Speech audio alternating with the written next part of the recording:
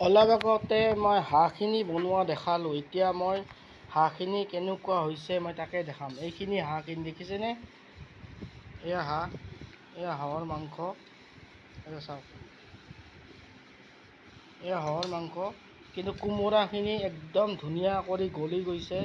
ই হাঁহৰ লগতে মিলি গৈছে আৰু গ্ৰেভিটো কোমোৰাখিনি আৰু পিঁয়াজ জলকীয়া ইয়াৰ লগত মিলি কি ধুনীয়া গ্ৰেভি হৈছে চাওক আপোনালোকে।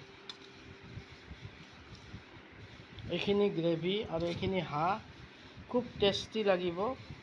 মোৰ তাৰমানে কি হৈছে, মোৰ মোবাইলটো অলপ বেয়া, সেইটো কাৰণে মই খোৱাটো দেখাব পৰা নাই। মই নতুন মোবাইল এটা ল'ম আৰু আপোনালোকক কেনেকৈ খোৱাটোও দেখাম। ইমান ধুনীয়া টেষ্টি হৈছে, মই বনাই থাকোঁতে জিভাৰ পানী পৰিছিল।